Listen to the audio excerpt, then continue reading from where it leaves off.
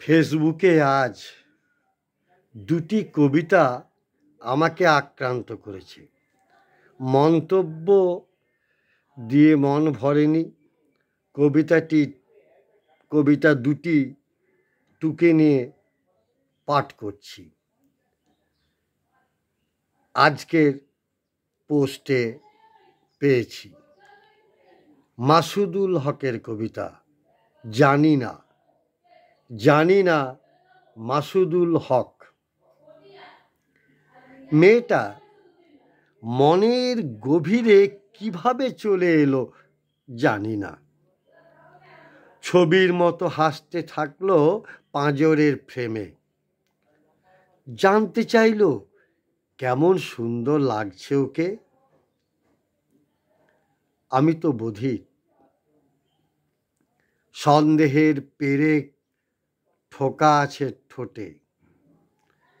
নিশ্চুপ একটা আয়না তুলে ধরি ওর দিকে।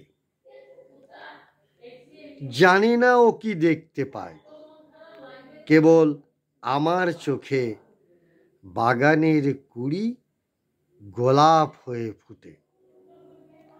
মাসুদুল হকের কবিতা পড়লাম।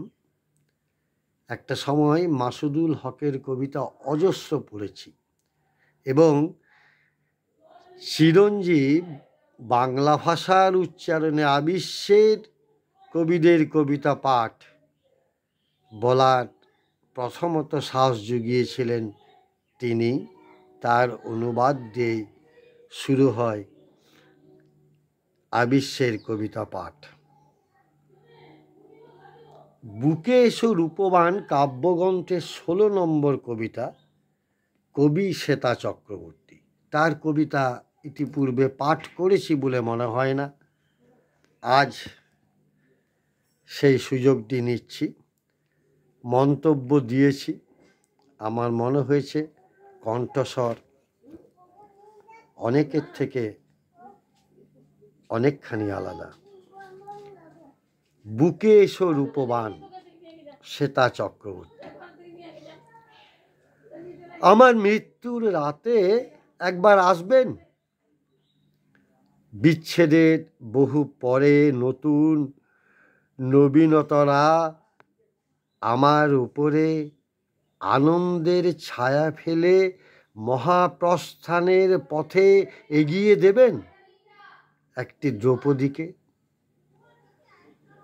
যে যুধিষ্ঠির, ভীম, নকুল ও সহদেবকে শয্যাসঙ্গীর মর্যাদা দিয়েও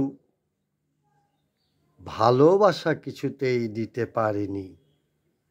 কেবল অর্জুন অর্জুন অর্জুন, সেই এক বিপন্ন বোধ।